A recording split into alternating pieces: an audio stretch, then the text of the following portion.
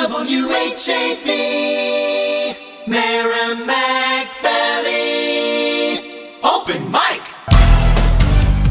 From the Edwin V. Johnson Newsroom, 97.9 WHAV FM presents the new Open Mic Show with Bill Macek. Make your voice heard. Call 978-374-1900. That's 978-374-1900.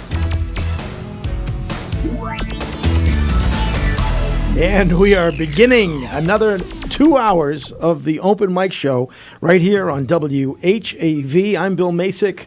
And I'm Bill Ellis. My partner here, Bill Ellis. Fastest 2 hours during the week. It is. Fastest 2 hours in your life. Mute me on purpose? I don't know. Is that working any better? Okay. No? Yeah. How about that? Is that better? Fantastic. See, I'm at the controls. You are at the controls. You're kind of dangerous. You'd be like in the movie Dr. Strangelove. You're just a talking head. I actually have some technical expertise. I know. All I do is just sit here. Yeah, because I've been in this game for years. Utilize me for my expertise and the political knowledge that I have in the conservative world. That's it, right. Well, hey, look, it's another Tuesday night, and it's the last Monday night. I mean, another Monday night, and it's the last Monday night. Also. It's the last Monday of the month.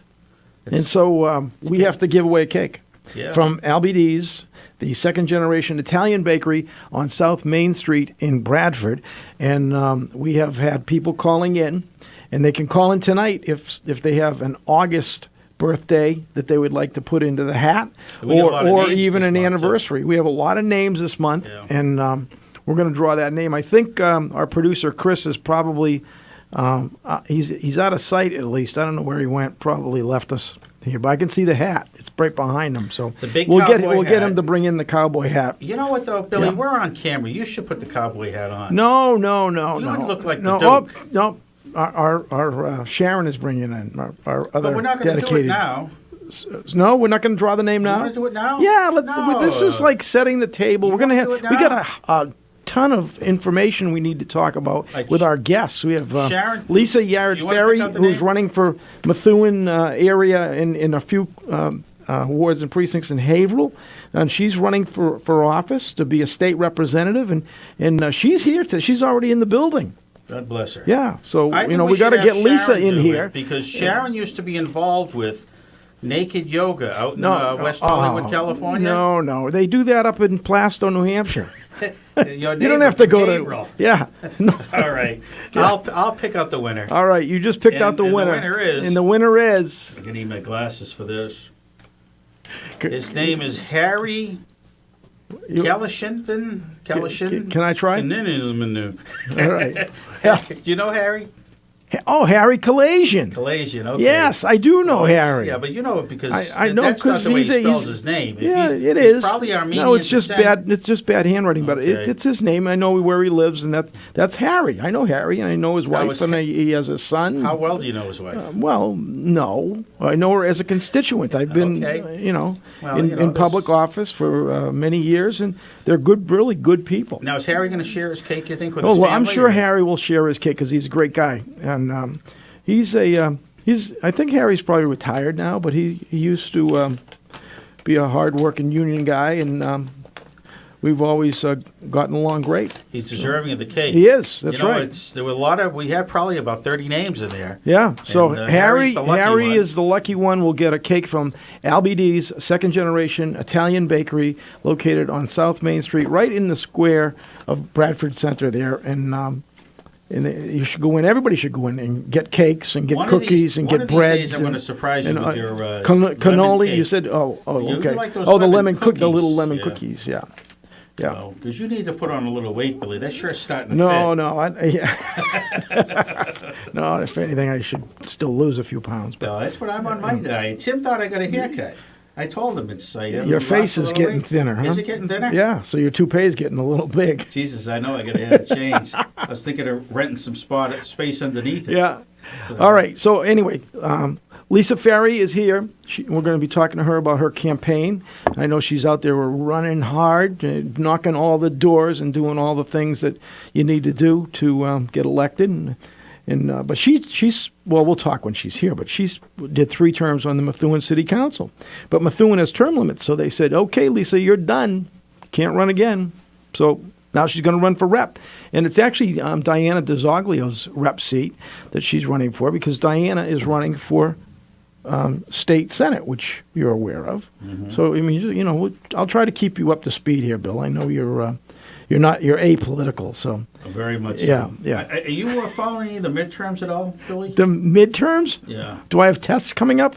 You do have tests coming up. Well, no, I didn't know. And this time, your IQ, if it doesn't pass over 100, we're going to take you off the show. Yeah, don't worry.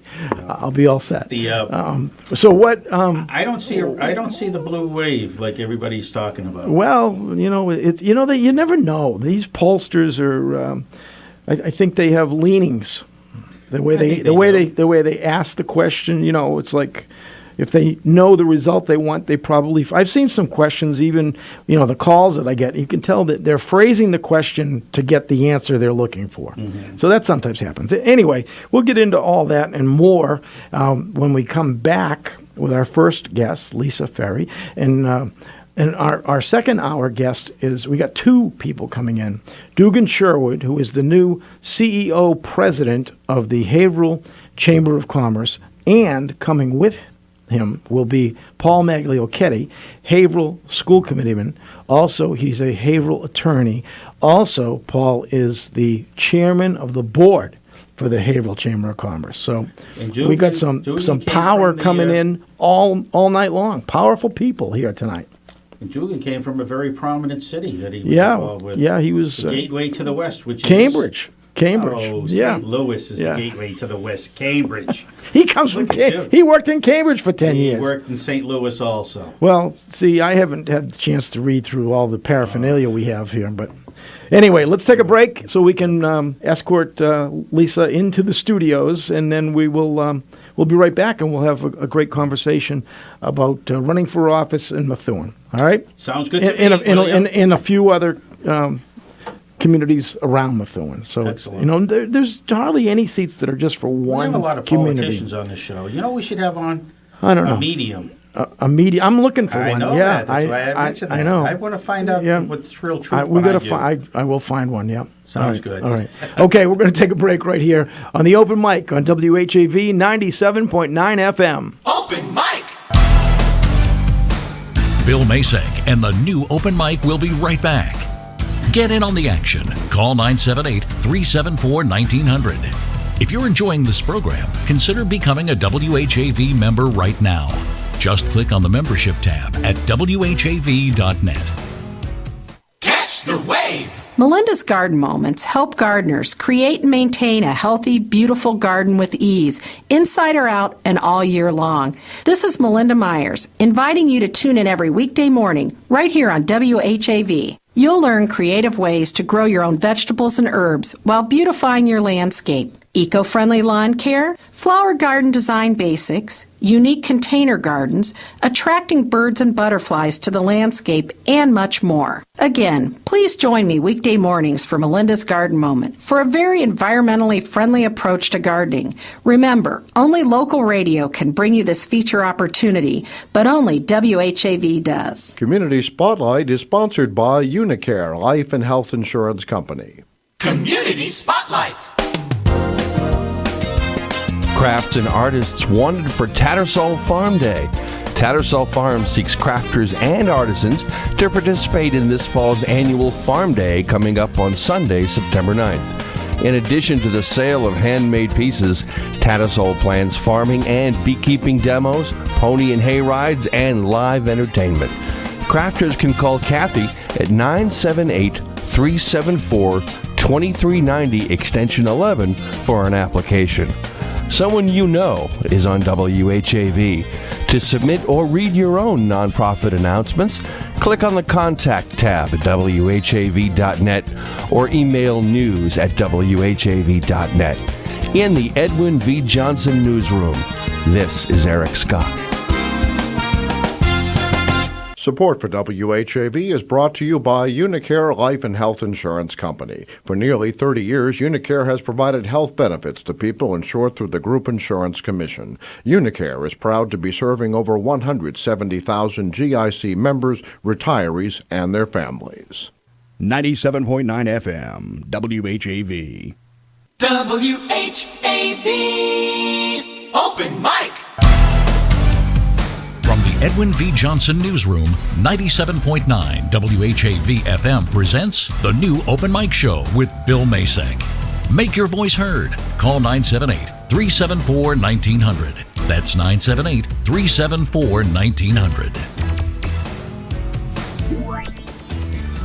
And we're back.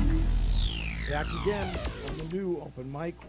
Why are we having trouble with our headphones tonight? Okay. Uh-oh. We're hold on. No sound. We got a problem here.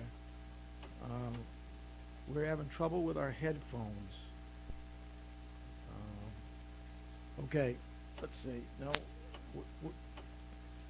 Which in programming or on air? I can't hear anything. Can you hear anything, Bill? No, nothing. No, the phones just aren't working. They were working before. Is it back? So, no, we're not back yet. So, nope. All right, you know what? Are you back? They're there, but very, very soft. Oh, turn them up here. Okay. I all can right. hear it now. Okay, now we're back. Okay. See, this is live radio and TV. So, Billy, you're pretty good at this stuff, fixing, and Chris came in and fixed. I didn't. Who broke it though? Is the question, because we were fine before. Well, let's put it this way, Will. Yeah. You all were right. taking credit in the beginning when it was working. Now Yeah. you don't want to take credit when it's I know broken. what happened. I walked out to get Lisa, and you messed everything up to Do you think I did it make to- me look bad. Yeah, I did yeah, do that. that's the How kind of did you guy catch are. me? You're too smart, 'cause Billy. I I have know to wake you. up early Yeah. in the morning to get by you. Yeah. All right. Lisa, how are you today? I'm well. Thanks for having You just me. came in on we're having a gotta little be on- spat. Oh, I'm sorry. You got to have your Put her microphone. on microphone. What are you working for the competition? Well, I figured 2 mics would be that much better. Yeah, for you. I figure I wanted to drown you out, Billy. Yeah. All right. It's hard. All right. Our guest right now is Lisa Yarid Ferry. She is from Methuen, spent 6 years on the Methuen City Council, and now you're running for the state representative seat, which is open because Diana DiZoglio is running for state senate. Correct? Correct. All right. And you have experience, and you know people, and you've been out door knocking, right? Oh my gosh, I've knocked on. Why is your mic? 1,500. You gotta talk right into that. Unfortunately. Can you hear me? Chris, we might need another mic lift here. Give it. All right, give her. They want you to take that one, so we. So can, it's estimated that I've that's knocked better. on at least 1,500 doors so far. Wow. Yeah. That's a lot. So, would you have a goal in mind? How many people you? I want to knock on every door in the district. Oh, wow. So That's our goal. That's a lot. Bill, try your mic. How many seats are there? How many residences are there in the district? There's roughly 40,000 people. But how many households? I mean, you said you've been to 1,500 of them so far? Yes. And how many more do you have to go? I'm just going to keep knocking until. Keep knocking till you're done? Because you have until September 4th, which is the election. Yes. So you got to just keep going, right? Keep going. Yeah. Well, how many? How's the reception? How Good? many opponents are there? So I have a Democratic primary, a young woman from North Andover. Her name's Christina Minicucci. And then if I win the primary, there's a young man from North Andover running as a Republican. His name's Ryan Losco. So there's going to definitely be a November battle between Ryan and whoever wins in Yes. September. So it's real important that you get your vote out for September 4th so you can be the Democratic finalist going into November. That's my hope. And what makes you better, or your opinion better than your opponent? Well, I wouldn't say better than. I would just say, What are the differences? Yeah. what are the differences? Yeah. So Well, you have experience. I have experience. You've been so elected. I started working at the State House, believe it or not, in college. When I was at Northern Essex Community College, I was a page there. I don't want to date myself, 1985.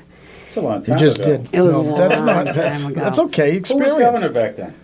1985. Who was Was it? Dukakis? No, Dukakis. Dukakis. Yeah, He was. Yeah, I think it was. yeah, we're back. Yeah. So you've also you've got a master's degree in public affairs from the University of Massachusetts, right, Boston. Boston. Yeah. And you also started at Northern Essex, which is good because it's important that we keep Northern Essex, going and thriving as It's a much great as possible. school. It is a great school, and so you're from the area. You know everything that's going on. I also see that 15 years as a purchaser for Researcher. A researcher. Okay, see, this is my eyes. Okay, and that was the Joint Committee on Energy and Telecommunications, Utilities, and Energy. All important stuff. I did. Yeah. So I was. Didn't Brian Dempsey serve on that committee? He was my last boss at the He was State your last House. boss. Yeah. He was. So you worked with Brian. He was wonderful. Yeah. Yeah. And then he moved on to Ways and Means. Yes. Yeah. So anyway, so you've got some great understanding and training and know-how of the way the state works.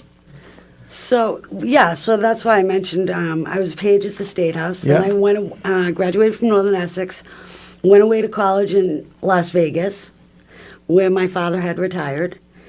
And I actually went to UNLV for hotel management. But after taking a year of courses and doing very well academically, I realized that the only time I wanted to spend in a hotel was staying there. Oh, good. So I switched my major to political science. Political science. I see that you got a degree in political science. I did. Yeah. And then I came home and I got a job as a researcher for the Energy Committee. Great. What is it? The Fighting Rebels? Was that what the team? Running Rebels. Running Rebels. Who was the coach for the basketball team? Jerry Tarkanian. I hated him. Hey. You know why I didn't like him? He used to always suck on a towel. Do you Yeah, remember he that? did. Oh, and it always would make me cringe. I don't know. Oh yeah, he'd always Yeah. did it. He'd be biting the towel and stuff, and that biting a towel gives me the same feeling as when somebody goes up the chalkboard and goes. Yeah. That's So it God just bless so him. happens that the 3 years I was there, we went to the Final Four in basketball twice. No He kidding. was, We did. Wow.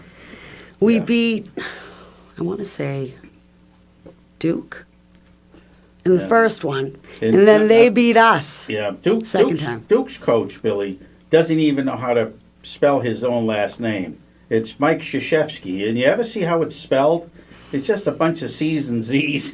So what? It's very, very awkward. But UNLV and Duke and the teams from North Carolina, Indiana, all tremendous. Kansas. Yeah, They were all great big. basketball players. In fact, Kansas had the Basketball Hall of Fame. James Naismith actually coached at Kansas many, many years ago, right after the inception of basketball. And he's the only coach that had a losing record when he finished up his career there. Every other Kansas coach always had a kidding. winning record. So the guy that invented the game, he couldn't win at it.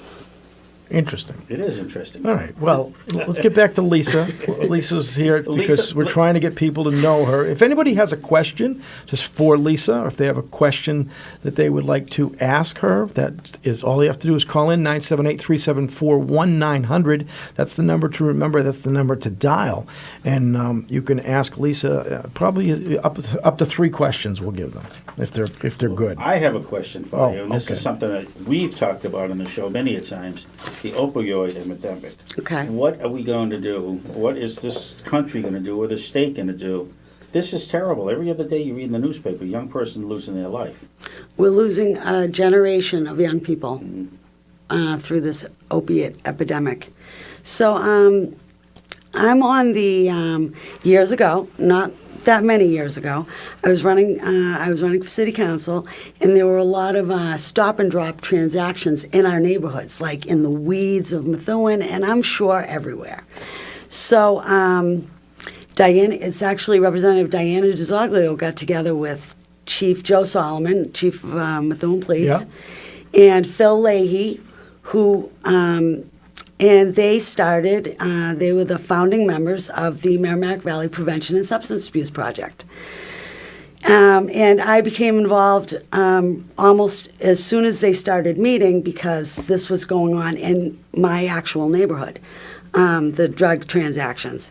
So, and it's a great organization. It's Merrimack Valley-wide. And their concentration really has been on prevention and education. I mean, we want to get services for people that need help, and we also want to prosecute people who are selling this toxins on our streets. But it's really to get kids as young as possible. In fact, most recently, Attorney General Maura Healey was here, and Mayor Fiorentini spoke to fourth graders in Haverhill on the dangers of substance abuse and opiate abuse, and because kids cannot be educated too early on the dangers of pills and drugs. I mean, some of the things you're looking to do after elected, you would like to work on education and special needs, special education funding. Some of the things I'm reading off your stuff. So, and that also, the special education, not for everybody about opioids. I mean, that's training you have to get to it, like third grade or something. Yeah, well, they're concentrating, the Attorney General's office is doing these talks for fourth graders. Yeah, fourth grade. So it's important that they kind of, I know it's an old saying, but learn to say no. And it's hard because they have peer pressure. All it takes is one to go down the wrong path, and next thing you know, they're getting teased or bullied or whatever to join in. So and you know what's problematic versus years ago, because of the fentanyl and other drugs that they're cutting with heroin, you're addicted immediately. You're addicted your first time. Right. So many people that are in recovery talk about literally being addicted first time. The first time, and that's what the drug dealers hope for, is they want that to happen. So that's Steady why customer. recreational marijuana may be enough to keep some people off the street corners, and they'll be buying it clean and tested. And the state has great programs. I mean, they shut down the Georgetown cultivation facility just because they detected a little fertilizer, in the because they test. So, Well, let me ask you a question on the marijuana. Some people say marijuana is a gateway drug. I know, I've heard that, but on the other hand, I know a lot of people that I think just do that, and they've always done it illegally, but recreationally, and they don't get into the additional drugs. But as Lisa just said, there's a stronger possibility that you're not buying pure marijuana on the streets, and that you're going to get something else that may make you an addict, even when you don't even know it's in it. Yeah. So that's one of the things I think that we won't worry about as much. And, it was the state creating the lottery that took down the numbers game in Boston because people could gamble legally. And I'm hoping that maybe we'll see something similar when it comes to the drug problems. But do you think more people are gambling now? Massachusetts is a big gamble. I think we used to be the number one. Number one per capita. Yeah. And if you ever notice our scratch tickets versus like in Vermont, you ever buy a Vermont scratch ticket? They're all farm-based, animal, cows, pigs. Scratch, get the oink and you win. Versus here, it's all glitz and glamour and diamonds and Monopoly and so forth. It's totally different the way they try to attract. The way they try to bring people in. I've seen the convenience store racks of 20, 24 different, but I'm not a big scratch ticket person. I get them at Christmas and I'll scratch them, and if I win $5, you know what? I go in. You want to see somebody look at you like you got three heads? Tell them you want the money instead of more scratch tickets. Like, what? You want your $5? Don't you want 5 tickets? $1. They had a piece on TV the other day about the mass lottery, and I don't know if you ever see these crossword scratch tickets that you can buy. I have seen It's very them. confusing. I hate them. There's 5 $1 million tickets that have never been cashed, and I think the reason being is because they're so confusing. People have tossed them away. thinking that they're Wow. losers. Hey, we got to take a break, and I'd like to just mention that we have a new underwriting sponsor, and this hour of the new open mic show is sponsored in part by Auto Fair Subaru at 503 Broadway in Haverhill, right off I-495 at exit 50, and we thank them I want to thank for Auto Fair for helping being a part of the show. WHAV, right. So we're going to take a break now, and we'll be right back, and we'll have more conversation and information about Lisa Yarid Ferry, right? That's your full. That is my full Is that going to be name. on the ballot?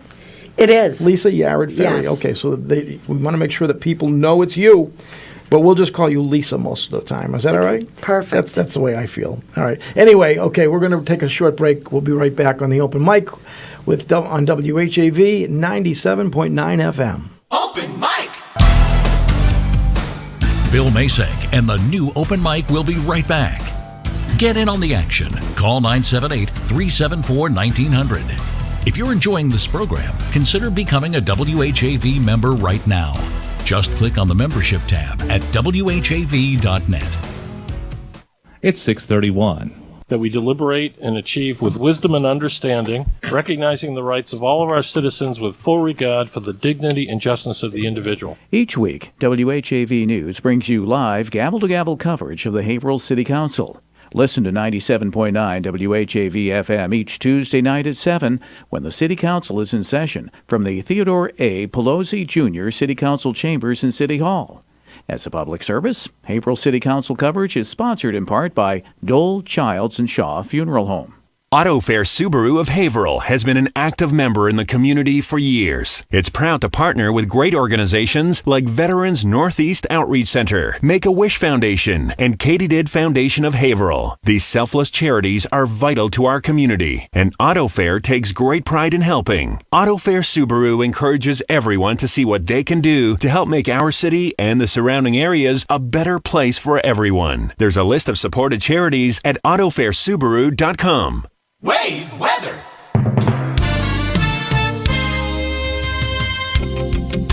Here is the wave weather forecast for Haverhill and the Merrimack Valley. Mostly cloudy skies as we go through tonight. Lows around 65 degrees with a calm wind. 5 to 10 mile per hour breeze out of the south in the afternoon tomorrow. Mainly sunny skies. Middle 80s are likely. For Tuesday night, we're looking at a low around 68 degrees with a southeast wind. An isolated shower possible towards morning on Wednesday, and then off and on showers and thunderstorms on Wednesday. High temperatures in the middle 80s. I'm WHAV meteorologist Brian Ivy. Your next wave weather in 30 minutes. WHAV is on Facebook. For quick access, visit WHAV.net and click on the Facebook icon. WHAV Open Mic. From the Edwin V. Johnson Newsroom, 97.9 WHAV FM presents the new Open Mic Show with Bill Macek. Make your voice heard. Call 978-374-1900. That's 978-374-1900.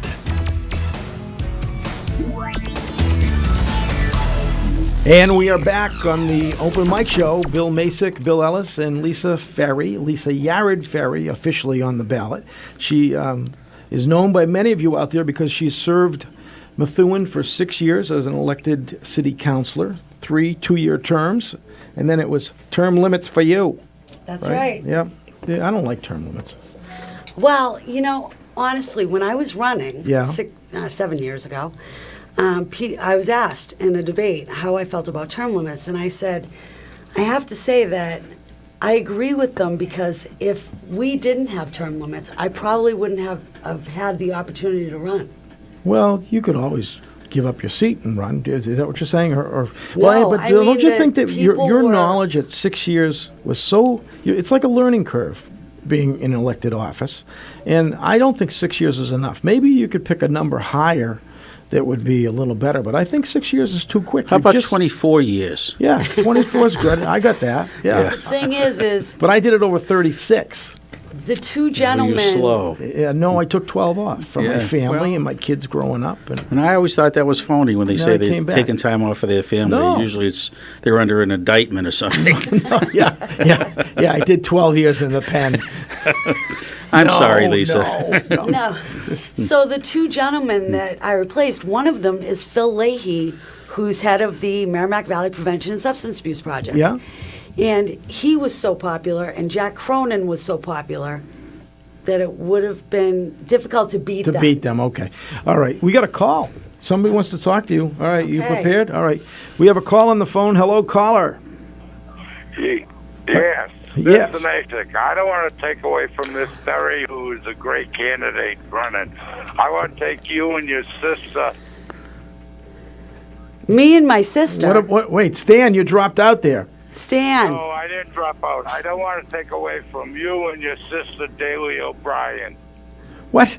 Her sister is not Mary Is Ellen. Linda Is Linda Kutelis. Kutelis, our city clerk. No. I'm not talking. I don't want to take away. I'm talking about Macek and Daly O'Brien. Oh, my sister. Stanley, Lisa came in tonight to talk about her campaign, and we have a lot of free time. You could call in if you want to give me a few jabs, and I'll be fine with that. We can spar a little bit, but When do you want to? She's a great candidate. yes, that's right. I That's right. So I don't want to take away from her quality time for you to just go haywire on us, okay? Just call us back in the third Yeah, hour. Call us I'm back. gonna go haywire on you. Yeah, okay, Stanley. All right. Thanks for your support. Okay. That you know who that Stan was. Colton. Stan Colton. Yeah. I was on his show, too. Yeah, he's a good guy. Stanley and I go way back, and he lets me put signs on his lawn every year, so he doesn't dislike me that much. So. And he's letting me put signs on his lawn. He's a good guy. So, anyway, what else can I tell you? Let's move on now. Some of the other things that you wrote down here is that you would like to, your accessibility as a state representative, you'll make sure that you are there for the people, right? Absolutely. And I think that's critical in any elected official. It is. Constituent services are number one in my book. Constituent services number one. Yeah. So, as you both know, I work in Mayor Fiorentini's office. Right. As his executive assistant. Right. And the mayor is committed to answering every single phone call and answering every single email. Right. He said, because if you don't answer to the people, they don't think you're working. Right. Right. Or So- they think you don't care. They think you don't care. Yeah. Or And I know you're working for him, but Mayor Fiorentini fully supports you, and he has endorsed your campaign. Yes. But you have some other endorsements too. I do. You want to mention a few of them? The Methuen Firefighters Yeah. Union has endorsed me. The Lawrence Firefighters Nice. Union has endorsed me. And Local 175 has also endorsed me. Great. So it's great. So that's all good stuff. So.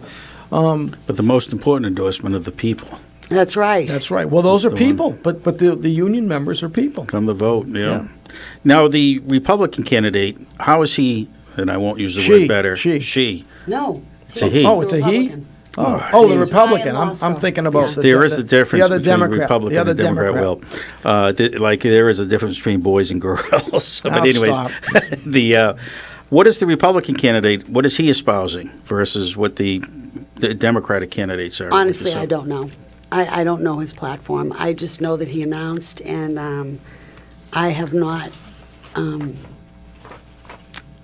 been told his But you're- platform or his priorities. I'm not sure. But you're just promoting what you stand for and getting out. Well, I'm working on the Democratic primary. All right. If you're victorious September 4th, will there be a debate between you and the Republican candidate? I don't know. I mean, I'm obviously open to that. There's a debate between, You and the Democratic candidate now? yes, And when is that, or has it been and that already? is in 2 weeks, Tuesday, August 14th. Methuen Cable and North Andover Cable are partnering for a forum. For a Okay. forum for the 14th Essex State Rep seat. That's exciting. That's good. I would be there, but we have an Administration and Finance Committee meeting I have to be at. Ah. Yes. Now, we're actually talking about where we're going out over a coming weekend before that meeting to kind of in person some of the locations that we might suggest to the full council for recreational marijuana shops. So you're still on that subcommittee? Yes, Administration and Finance, I am. We did it for medical marijuana in the same way, and we went out to find, the best overlay district. But because we believe the state regulations will require us to have 6 minimum shops, at least 6 shops. And that's based on liquor licenses? Yes, it's a percentage of the liquor licenses. So we're going to go out and we're going to try to make the best recommendation to the full council. And, it will get lots of public hearing and opinion, and it's always something that can bend and flex, for one reason or another. But we're going to do our best to try to locate the best locations for recreational marijuana shops in Haverhill. So that's on the August 14th in the council office. We'll be meeting to discuss kind of what we found and what our opinion was. So we won't be at your debate, but So, I Counselor, wish we were. I just want to ask a question. So you were on the Marijuana Advisory Committee, too. I was. Have you guys merged to the A&F? Well, that Or is Marijuana that Advisory separate? Committee was appointed by the mayor, so that was a Separate. separate committee. Yep. But we did the same thing with Administration and Finance, which I've been on for a number of years. And so Methuen has said no so far, but do you think Methuen's going to maybe entertain it or think about it? Because the council itself could decide to allow one shop, two shops, because you don't have the restrictions we have, because the state imposed on communities that voted over 50% regulations that the cities in the state that didn't vote that way, they only have their local, they only need their local council or select board to approve, yay or nay, how many, so you have much more local control. The state really created two classes of communities Right. statewide, which I think is really challengeable, but I don't think we're going to challenge it. But on the other hand, how do you feel if Methuen decided they wanted to allow for recreational marijuana? Do you think because of the financial woes that Methuen is in, that might be something that will be entertained? I know you're not on the council anymore, but do you have any thoughts on that? It's a tough question. The financial woes that Methuen is experiencing right this minute is, so there was deficit spending in the schools due to unfunded mandates in special ed. Right. So that is going to be solved by bonding for the money Right. to, Right. and all the vendors have been paid. And the police contract also created a whammy in Well, the budget. but it That's it getting did, worked but it out. didn't. It's getting worked out Right. because Methuen still has not spent money on that contract. Right. Because it's in negotiation. Because it's in negotiation renegotiation in a sense. and it could be in litigation. Yeah. So, because I believe the union said that they were going to file grievance. Okay. So, Billy, there was a hot topic that was discussed on the show a week ago about putting that marijuana question on the ballot again. Tell us what happened on Tuesday. Well, I was leaning toward putting it on because I would never want to deny the public a right to speak. However, we received, the council received a lot of emails. And in answering them on Tuesday, spending a good part of my day just trying to answer emails, as I was explaining the reason why I thought it should be, it came to light in my mind that this topic really is legislative. It isn't something the people will probably even understand or care about, because 99% of the emails were, if not 100, were we voted, we shouldn't have to vote again, leave it alone. And that was also in a presidential election, so the voter turnout, percentage-wise, is probably one of the largest voter turnouts that we've had in recent history.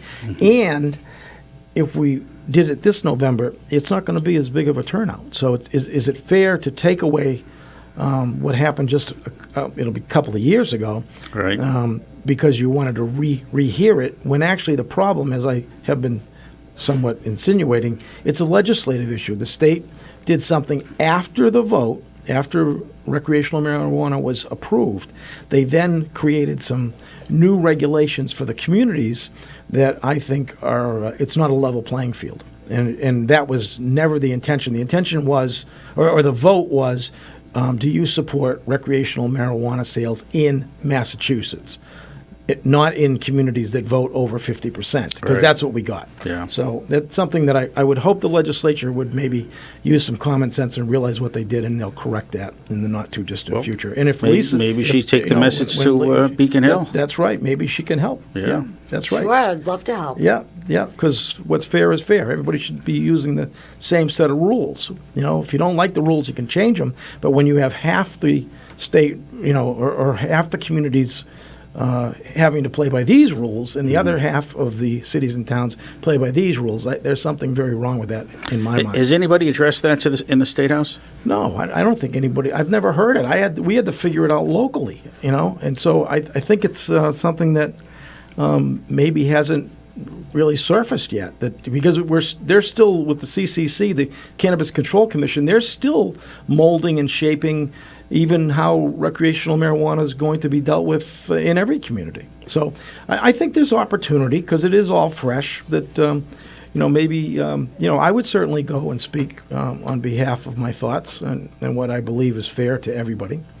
So anyway, enough of that. We're talking to Lisa Ferry, who's running for rep, and she's been on the council 3 terms. She's got lots of great experience in government and in life, master's degree and lots of good schooling, and lived in Vegas, huh? I did. How many years?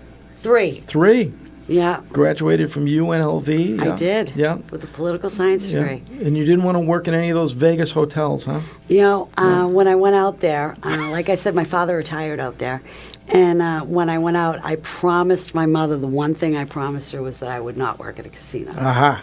So I worked in the library and for the payroll department at UNLV. Aren't you a good girl? Really? So you can't tell me much about Wayne Newton then? Oh my God, Dankeschön. He was great. Yeah. Did you like Wayne Newton? Billy? He was like an 8-year-old kid when he first started out. Yeah. He was an icon. You know who else? He still is Mr. Las Vegas. When my sister visited, we went to go see Tom Jones. Yeah? It was great. I saw him at one of the Connecticut casinos. Yeah, but you know what? Billy keeps getting him confused with Engelbert Humperdinck. Just his songs. They sound the same. No, they don't. No? Whoa. What's New Pussycat and Dankeschön? How do those songs Well, sound? I guess not. They're nice, big... And he's a music voices. aficionado from way back when. I miss a few, but well, that's okay. You hold me, responsible forever. You never give me a break. Well, you know what's funny? There was a racetrack announcer years ago by the name of Clem McCarthy, and Clem used to sound like this. They're off. And anyways, Clem McCarthy made a bad call in the Preakness, a big race like that. So after making the call, he goes, "Ladies and gentlemen, I want to say I'm sorry, but even Babe Ruth strikes out." And there was a great little analogy about that. Right. Nobody's 100%.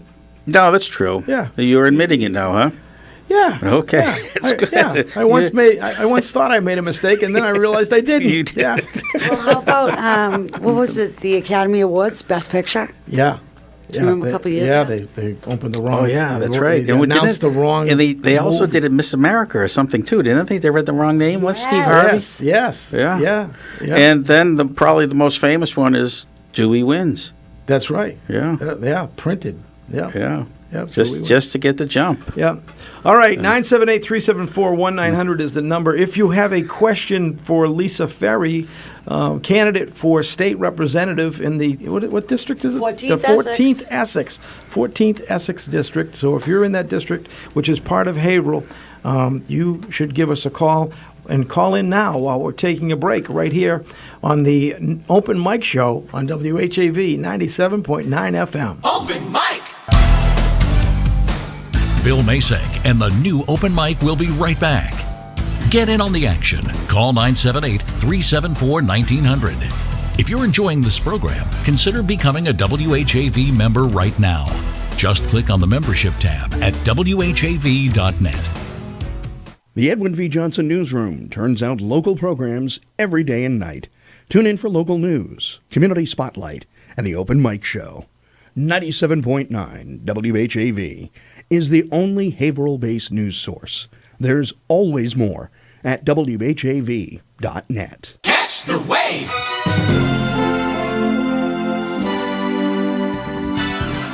On air or online, 97.9 WHAV serves you. Twice an hour weekdays keep up to date with exclusive local news and weather.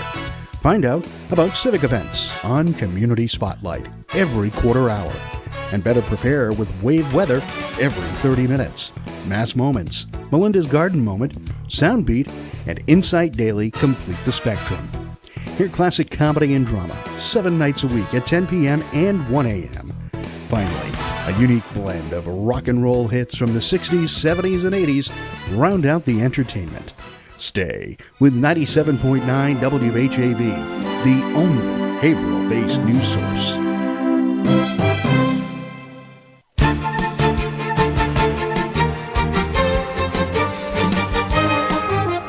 Catch the wave, WHAV, open mic. From the Edwin V. Johnson Newsroom, 97.9 WHAV FM presents the new Open Mic Show with Bill Macek. Make your voice heard. Call 978-374-1900. That's 978-374-1900. And we're back on the Open Mic Show on WHAV. Bill Macek and Bill Ellis. And our guest this hour is Lisa Yarid Ferry, and she's a representative candidate for, we've had a lot of Congressional. We've candidates. had everybody Right. almost basically. I am here. not running Another for big- She's not Congress. running for Congress yet. She's running for state representative.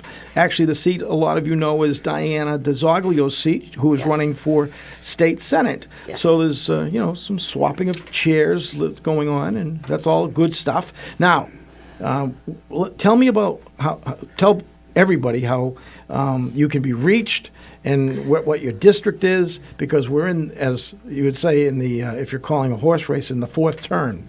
Bill calls horse Not races. always necessarily No, four turns. Tomorrow is No. 5 weeks from Election Day. September 4th. Yeah, Yeah. it is. The day after Labor Day. Flying, Yes. coming up quick, right after Labor Day. Yep. So the 14th Essex, let's talk about Let's talk what about that the is. 14th Essex. Yeah. So it's really interesting. It was created after redistricting in 2012. So believe it or not, when I ran in 2011 for my council seat, believe it or not, my district changed Yeah. between my Because first and of that- second term because of the change census in- and the change. Wow. So Was it a 'cause they- gerrymandering thing that took place, or? Well, No, you be the we judge. can't talk about this. Is it really? Somebody No, might. seriously? Somebody You be might, the judge. Somebody might go to jail. I'm going to tell Is you that right? what the district looks like, Okay. and you tell me. So it's in Haverhill, Ward 7, Precinct 2. In Methuen, Precincts 3, 7, and 10. In Lawrence, Precinct A1, A3, and F1. And in North Andover, Precincts 1 through 5. Wow. So, you really have just the fact that you could spit that out. I would vote for you if Only I could. because know that. That is I've been knocking that's doors, unbelievable. that's why I You're know. knocking all the doors. Yeah. But Now, that- do you know where that but it got looks kinda created, like- though, it with looks like- gerrymandering got created? Looks like an ink blot almost. It right? really does. Yeah. It isn't fair. It's not good. Do you know how that got created? Who created? I do. It was a long time ago, too. And I told Billy before, I had a lunch with his relative. It was a guy named Elbridge Gary, but they've changed it to Jerry now from gerrymandering. And they called it gerrymandering because the district, the way it was cut out, looked like a salamander. Yeah. And that's where the mander came in. And I had, a few years ago, I had lunch with Peter Gary, and his family history goes way back. So it And should be gerrymandering. It should be, yeah, but they, dropped Jerry it sounds easier to Mhm. say. And yeah. Well, it's the same thing. When they talked about Germans, they called them Jerrys. G, J. You didn't know that well? No. All right. You learn something every day. Yeah. I got to ask you a question, though. Okay. Who was your political idol growing up or still? Somebody that you look up to and say, wow, that looks like the person that I'd like to be. So can I have a bunch? All right, give us a name, sure. Sure. So Each when I one you do, started I'm gonna working at the attack. State House as a page, Okay. I worked for this woman. Her name was, I shouldn't say was, she's still with us. Her name is Joan Menard. And she was a state representative from Somerset, Mass. And she was my first boss, and she taught me about you represent me. Always dress your best, always look your best, always be kind to people because they're coming to me for help, and you're their first meeting with me. So make sure you're kind and good to everyone who comes to this office. Great advice. It was great Yeah. advice. Yeah. Great And then- stuff to learn early. Well, it sounds like the mayor. I mean, he has that connection also Right, with the yeah. people. Absolutely. Yeah. That's the way I feel too. My first boss as a researcher was always of the, he was kind of rough around the edges. His name was State Representative Al Herron. He was from Fall River. And he said, all you'll ever have is your integrity. Never lie to anyone. Mm-hmm. That was his lesson. A politician said that. Yeah. Wow. Huh. It's novel. Always tell the truth. Because No, it's not. if you lie, you can No. get caught in that lie, and then it snowballs. But if you always tell the truth, you never Yeah, you have have to go nothing. back. You don't have to look over your shoulder. Right. Billy's got that reputation. He's Yeah. truthful. You know what? Sometimes I say stuff that's almost too direct, but you know what? I never have to remember who I said what to. You just keep Well, telling that's it. tell If the you tell same this guy story. yesterday and this guy no Right. tomorrow, and Right. then you get You're yourself gonna get in trouble. a trap. Yeah. And I have to tell you, Brian Dempsey was all about constituent services. Even though I was his research director for the Telecom Utilities and Energy Committee, he was always faithful to his constituents. Yeah, he was a great elected Constituents official. were number one to him. Mm-hmm. It didn't matter what chairmanship he had or what position he had at the State House. So His he was constituents another were mentor, absolutely another number mentor one. for your career. Yeah. Absolutely. Yeah. And Mayor, I have to mention Mayor Fiorentini. Same way. He cares so much about people, especially vulnerable people. Yeah. People that don't feel that they have a voice, or people that feel like they're part of the masses and they can't. The people who call the mayor's office intimidated. I'll say, "Do you want to talk to the mayor?" "Oh no." I'm like, "The mayor would like to talk to you." Mm-hmm. And once they talk to him, they realize that he's just a regular person like all of us. Yeah. That's what I do when I call up. You always say that. Like, oh no, I don't want to talk. No, usually no. He'll like Are to you talk. fearful of No, talking to the mayor, Bill? No, not at all. We get along great. No, but it's nice when somebody's like that. I but worked it for a is. corporation one time, and the head guy for the corporation, if you called him Mister, he goes, "No, my name's Harry." Yeah, well, And I say my name's Bill. Call me Bill. So anyway, that's And- because we're all the same. We're just people. We just happen to be in different positions. If we can help people, we want to do that. When we go to the And pearly that's- gates, it and doesn't make now a difference Lisa what title would like we to had. help you as the next representative for the 14th Essex District, right? Yeah. So, how do people connect with you? Do you have a Facebook page? Sure, I do you have all kinds of stuff. If they want to give you a donation, So- how can they do all that stuff? So I'm a city employee, so I cannot solicit any donations. Oh, But can Billy solicit for you? no. I don't want to get into gray area, but Yeah. I'm sure she's got that can't. covered. But My committee is the only way that that can solicit funds for my campaign. I cannot. okay. So. And I don't want to anyway, get in let trouble. people so. know how to reach out if they want to hold a sign. Can they hold a sign for you? Sure. Sure. So I Knock have on doors. Do you have people knocking on doors besides yourself? I do. You do, yeah. I have a phone bank tonight too. Nice. Cute. Okay, Yeah. so if you'd like to help out Lisa Ferry in her bid for state representative, do what? Call. Okay. So my go to cell what? phone number Go is ahead. 978-376-9891. I have Lisa Yarid Ferry for State Representative Facebook page. And I also have a website that's Lisa Ferry, the number 4, state rep.com. REP.com. Yep. Okay. All right, good. Well, we certainly want to wish you the best in the September 4th. September 4th. Everybody has to remember Sorry, that. Go Councilor, ahead. one more. I also have Lisa Ferry, the number 4, state rep at gmail.com. Okay. All right. So there's and if somebody doesn't have a pen, didn't write those things down, they can call the radio station and we'll give out your information, or they can Absolutely. find me and I'll give out your information. Great. Yeah. Thank you. Okay. No Wish you problem. best of luck on Yeah, September wish you best 4th. of luck, Lisa. Thank you so Lisa much. Yarid Ferry on the ballot on September 4th. It's a Democratic ballot, and make sure you go vote. It's a very important thing that you should do whenever they have elections going on. So even though it's a primary, it's important for people that are on that ballot to get their vote out. So go and vote for Lisa. And if you're not registered to vote yet, the deadline is August 15th.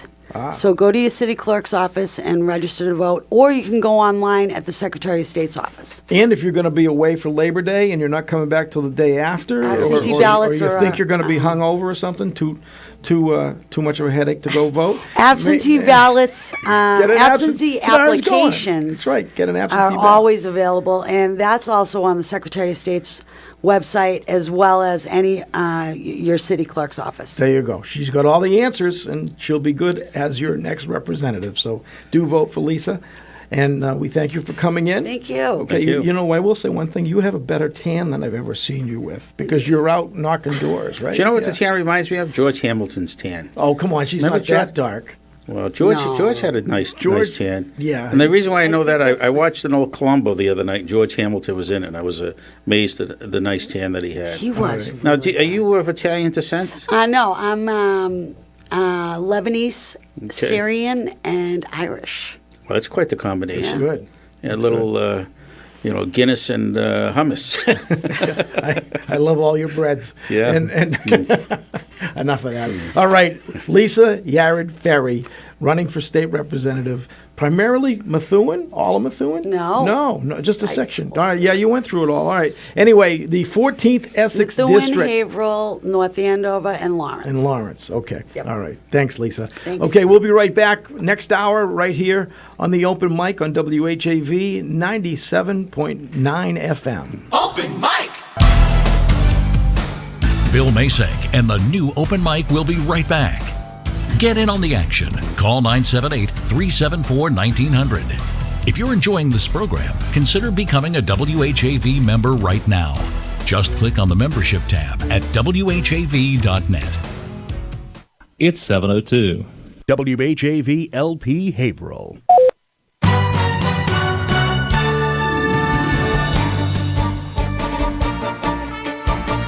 Here's what's happening in local news. A Massachusetts state trooper is in stable condition as he recovers from injuries sustained after being hit by a Haverhill driver during a traffic stop Thursday afternoon in Billerica. The accident happened when the male trooper was outside his cruiser in the breakdown lane of Billerica's Route 3 Thursday, speaking to a motorist he had pulled over. During the stop, the trooper was hit by a 2012 Toyota Prius operated by a 53-year-old Haverhill man whose car drifted from the right lane into the breakdown lane, according to police. The accident pinned the 56-year-old trooper between the two vehicles, resulting in serious injuries to his upper and lower body. He was transported to Leahy Clinic. His identity is being kept private while he recovers. The Haverhill driver stopped at the scene, said state police. Teens take note. Henna artist Mandy Roberge will offer ink sessions free of charge to those in grades 6 through 12 on Tuesday the 31st from 2 to 4 p.m. at the Haverhill Public Library, 99 Main Street. Teens may choose one of her designs, get a freestyle tattoo, or bring a design of their own. To register, call 978-373-1586, extension 650. Dugan Sherwood, the recently hired president and CEO of the Greater Haverhill Chamber of Commerce, shared his philosophy and vision for Haverhill during a members' meeting Wednesday night in downtown Haverhill. Sherwood, co-founder of the Cambridge Innovation Center, compared Haverhill with St. Louis, Missouri, where he spent much time in his last post. Great history, beautiful facility, beautiful structures along a great river, an incredible history, and then also a lot of work to do. He said he's seen chambers of commerce that can be incredibly valuable and can really serve the community in really positive ways, as well as others that are an example of an antiquated model. I want to use the Chamber of Commerce to help the broader efforts that I've heard from everybody everywhere, that Haverhill is on the path. There is a renaissance that's taking place here, and I want to make sure that the Chamber is a part of that and is helping to lead that wherever we can. Sherwood first began discussing taking the position in March, making a pledge to the Chamber's 500 members and the city. We, as an organization, are very open-minded into understanding what works and what we can do better and what we can do for the very first time to add value. He was introduced by Chamber Chairman Paul Magliocchetti. All of us on the board and for everyone that's met him, we're all excited about Dugan and the positive energy that he's bringing to the chamber and the positive energy that he's bringing to our community. Sherwood used the opportunity to present an $800 check to Emmaus. He explained the Chamber's Harbor Place summer events on the boardwalk, taking place every Saturday through August 25th, shares proceeds with a local nonprofit. Emmaus received a share from the first event, salsa dancing on the boardwalk. Sherwood is scheduled to appear on WHAV's new open mic show Monday night. The live talk show begins at 6 p.m. on 97.9 WHAV FM. Haverhill police Thursday arrested a second man in connection with the July 13th stabbings in the city's Lafayette Square neighborhood. Gilbert Vasquez of 11 High Street was taken into custody at 12:40 p.m. by Detective James Cottrell on a warrant related to the incident, which left a Methuen man and a Nashua man with serious injuries. Arrested at 100 Salem Street, Vasquez now faces an assault to murder charge. The 22-year-old Vasquez is also charged with assault and battery with a dangerous weapon and assault and battery with subsequent bodily injury, among several other charges, said police. Thursday's arrest is the second made by police in connection with the stabbings. On July 17th, Gilbert's older brother Jose Vasquez was taken into custody on warrant-related charges tied to that incident. As WHAV previously reported, police were initially called to the area of 117 Lafayette Square for a report of a possible overdose, arriving on scene to find two men suffering from stab wounds in the adjacent alleyway. According to a witness statement given to police, the Vasquez brothers had a beef with the Methuen man, resulting in the stabbing. In sworn affidavits obtained by WHAV, Haverhill police have acknowledged the presence of gang members living at 11 High Street on the second floor. WHAV was the first to report that a third Vasquez brother, 18-year-old Roney, sought retaliation for the May murder of his friend Nike Cologne by allegedly shooting a rival gang member on the city's Fifth Avenue. The victim in the June 15th Fifth Avenue shooting, a 21-year-old Haverhill man, is a close friend of Cologne's alleged killer, Eddie Almonte, according to police. Remember, WHAV is the only Haverhill-based news source. There's always more at WHAV.net. From the Edwin V. Johnson Newsroom, I'm Eric Scott. From Feature Story News in Washington, I'm Rebecca Foster. President Trump has threatened to let the U.S. government shut down if Congress does not back funding for his border wall.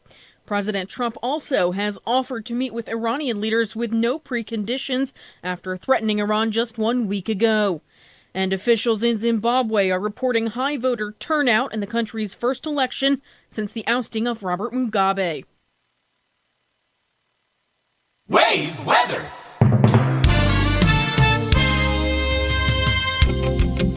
Here is the wave weather forecast for Haverhill and the Merrimack Valley. Mostly cloudy skies as we go through tonight. Lows around 65 degrees with a calm wind. 5 to 10 mile per hour breeze out of the south in the afternoon tomorrow. Mainly sunny skies. Middle 80s are likely. For Tuesday night, we're looking at a low around 68 degrees with a southeast wind. An isolated shower possible towards morning on Wednesday, and then off and on showers and thunderstorms on Wednesday. High temperatures in the middle 80s. I'm WHAV meteorologist Brian Ivy. Your next wave weather in 30 minutes. Are you listening to WHAV on cable television? If so, join WHAV in thanking the board, staff, and members of your local public access channel. WHAV, Merrimack Valley, open mic. From the Edwin V. Johnson Newsroom, 97.9 WHAV FM presents the new Open Mic Show with Bill Macek. Make your voice heard. Call 978-374-1900. That's 978-374-1900. And here we are in hour number 2. It's 7:09. This is the Open Mic Show. I'm Bill Macek. Bill Ellis is my co-host. And we have Dugan Sherwood, who is the new...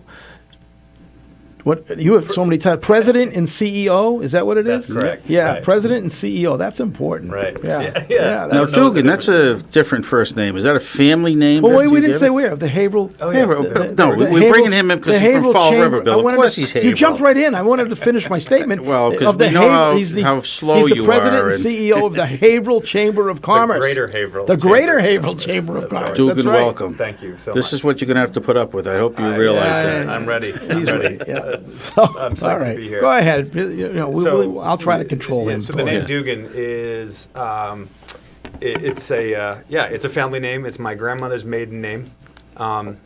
Most people don't know that my first name is actually Ross, which is my father's name. So Dugan is my middle name, but they decided on day one to call me Dugan. They just threw it in the middle. And anyway, as a kid, it drove me crazy because it was a weird name, and then half the time everybody thought it was Ross because that's what showed up on like the, when the first day of school. That's what the teachers called you when they went down the roster. Yeah, like. Well, started school one somebody foot that in the uses his middle name, you must come from money then, because that's his real name is Jefferson William Macek. No, it's not. No, I think it's what my mom wanted you to believe. It's William Jefferson. Yeah. My middle name is J. Is it starts with really? a J, yeah. What is your middle name? John. Oh, that's pretty Pretty plain. simple. It was my dad's Why name. don't you change It it was to my the dad's name. You could have that's Dugan. good. Huh? You can I use can Dugan. have- Dugan would be a Dugan. good Yeah. name. That's actually my middle name is David. I could change the D to Dugan. My son, my youngest son, his middle name is Dugan, although we call him Henry. We could call you RD. So he's Did anybody ever call you RD? Mm-hmm. Yeah. Yeah. So his middle name or his first name is Dugan, His middle name is Dugan. and his real first name is Henry. Henry. And you know what I did? I have an older son who's 11, and his name is Ben. But guess what? What's his name? Alfalfa. Ben's middle name is Ben. He's His got first name is Robert, which is my grandfather. Okay. I have two grandfathers, Robert and Benjamin, and we like the name Ben better, but we threw it the R, so he's R Ben. It's all confusing. I know it's Your very, family tree it's just must my, be twisted. My baggage, it just flows downhill, and so he's now got to deal with. His name Well, is you know, R, you R think Ben, this I'm R sounds odd, but what was George Foreman? All his boys were named George. George. right. Yeah. Yeah. That's amazing, but So- anyway, same so thing. welcome to He named his- Haverhill. He named his grill the same thing. That's right, George Foreman's Grill. Yeah, I got one. Yeah, We still have it. He was he was a great boxer. He was. He really was. And there really wasn't any flies on him. And when they fought over there in Zaire, when he fought Muhammad Ali, whose real first name was Bill. Do you know what it was? Muhammad's real name? Muhammad Ali. Cassius. Cassius Clay. Yeah, Cassius That's right. Clay. Yeah. Poor George. I mean, he was a lot younger and stronger than when Muhammad Ali. But Jesus, it's that razzle dazzle of the rope-a-dope. He managed to get the best of George. I got to give Muhammad Ali credit. Yeah. Float like and a if you could- butterfly and sting like a bee. Exactly. Now, if you could ever find his Olympic medal that he threw in the river in Louisville, that would be worth millions. Yeah. Yeah, I don't know if you ever knew that. He threw his gold medal away. In Louisville. Yeah. Wow. Wow. I didn't know that. I didn't either. Huh. Yeah. So tell us about you. You were in Cambridge. You went to St. Louis. Yeah. And now let you're the here. people know all the exciting things you're everything I've you're done has seeing led up and to this doing. moment. Yep. So I've been in the seat at the chamber for a month. Today's my 1 month anniversary. I've been working in Cambridge for a company up until this point for almost 10 years, a little over 10 years, in fact, called Cambridge Innovation Center. It's a startup, a place that houses startup companies and entrepreneurs and venture capital right across from MIT and Kendall Square in Cambridge. It's in the very heart of the startup entrepreneurial world on the East Coast. And so what's interesting is now I'm in Haverhill, and there's actually a lot in similarity between my role, because it really came down to we were building a community of small businesses that were all aggressively trying to grow and develop, and the community around it started to really take shape. If you went to Cambridge 20 years ago in Kendall Square, it was really MIT, the post office, and not much else. And now it's the tagline is the best beers in Boston, or the best bars in Boston are in Cambridge or in Kendall Square. There's residential buildings, there's green spaces, there's restaurants, there's retail, there's just, it's a full 24/7 How many hotbed of activity. businesses? You told me the number. I don't want to guess. Is it around 80? Was it? Did you say? No, it was 800. In our main building in Cambridge alone, there's 800. 800. companies. You did say Yeah. 800. Yeah, and I there's. said that to somebody, and they said no. It's got to be. It's got to no, be it's- it. No, I And said, these are all startups? Yeah, they're mostly startups. Not all of them are startups. There's a number of sort of service firms. You could be an attorney. There's certainly a number of corporates. Facebook, Apple, Amazon, Google have all called CIC home at one point or another.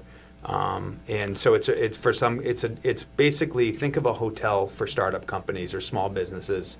In many ways, in Haverhill at the iHub at UMass Lowell's office in Harbor Place, they're kind of in the process of creating a similar place where lots of small businesses and organizations can come together and sort of share space. And you instead of having to sign a lease and go through all the toil of getting an attorney and buying furniture and hoping your business is around in 5 years, it's like checking into a hotel. And there's a And you hospitality provide element. all of the necessary equipment and just the framework for what they need to help their business get started and grow. Right, exactly. And then the companies can leave whenever they need to. But when you hit a certain density and you hit a certain scale, something moves from just being a place where there's a copy machine and the coffee's there and the kitchens are stocked with some snacks, to sort of more of a campus community type of thing, where when you have 800 companies, you have several thousand people all sharing the same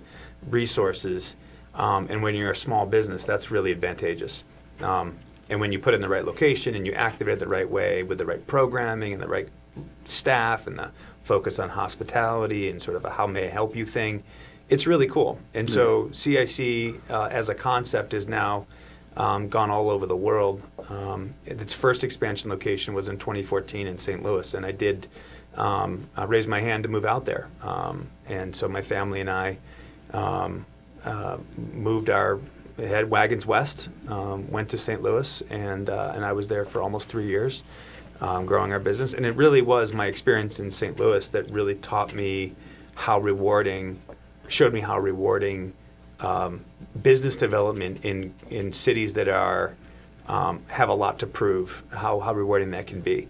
And there are some ways in which I can see Haverhill being similar to a city like St. Louis, along with many other cities around the country. Did the people from St. Louis tease you at all, being from this part of Massachusetts, Boston area? Because they've always seemed to be the... It helped that the Red Sox beat the Cardinals in the World Series twice. People in St. Louis are so nice that you try to start stuff with them about the Red Sox or whatever. And they beat the Red Sox, 46 and 67? I think St. Louis. A long time ago. Now, you never should use that analogy with Billy that it was like a hotel, because he'd go in looking for office space by the hour. Yeah. Well, if somebody ever came in looking for space for an hour, I'd probably show them to the chair and get them a coffee and pat them on the back. Nice? Isn't that nice? That's wonderful. It's an opportunity It's all positive, right? You always close. You always got to be closing. You know what? You coming to Haverhill at this time is going to be very exciting, because...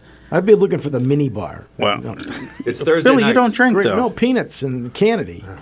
Really? Yeah. Oh, but it's expensive, but... Well, if you ever do come to CIC, and hopefully someday I can take you down there, because it really is a special place, you would see there's kitchens that are stocked with snacks. There you go. You can get fat very, very that's quickly. great for me, a guy that's on the diet. I want to go visit this. But no, but this you know is... what, Dugan? I would love to do that. I think, other members involved with city government in Haverhill. I've taken two groups of people. Have I'd you love already? to take city councilors. Great, I'm sure.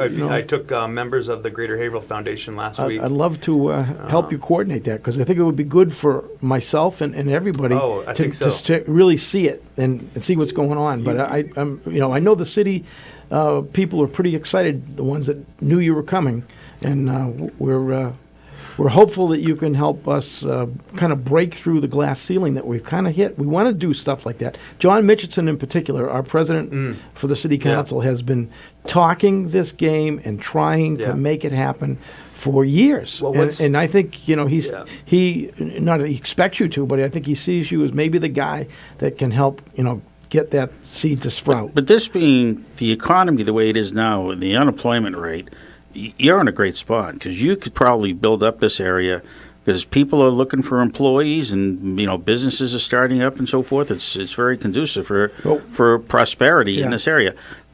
Now, the building that you were in Cambridge, what was that formerly?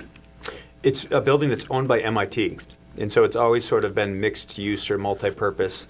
The interesting thing about it was the building was built in the 60s, and I think it was originally authorized before during the Kennedy administration. And I'm not sure how many people know this, but if Kennedy was not assassinated, Kendall Square would have been the NASA Space Command.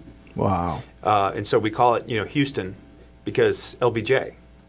So it got rerouted to there, but there was talk of... Isn't that interesting? Really, but wasn't there Cape Canaveral, though? That was where they first started. Yeah, but the command center was in Houston. Command center's in Houston. And that was all LBJ? Yeah. Yeah. You know what's sad, though? Kennedy, I mean, think about it. MIT is the hotbed of technology and science Yeah. around the world, and it certainly was in the 60s as well. Probably would have made better sense than Houston, but... Well, Oh, well. So at any rate, it the is- building was it's history. repurposed. Yeah. And the building, I do hope that I can take you and members of the council down, because I think it gives you a very, very strong snapshot in just a couple of hours of what one of the most special square miles on this planet is in terms of economic development. And we don't appreciate in Haverhill how, I don't think a lot of people appreciate how special Haverhill is, simply because of its proximity to Boston and Cambridge. Yeah. Look, we got to take a break, but we're going to come right back and talk more to Dugan Sherwood. He is the president and CEO of the Greater Haverhill Chamber of Commerce. Billy, you're getting that Right, good, yeah. pretty good. Yeah, I'm okay. Now, if you can get B. Stas's name right, you'll be all set. Yeah.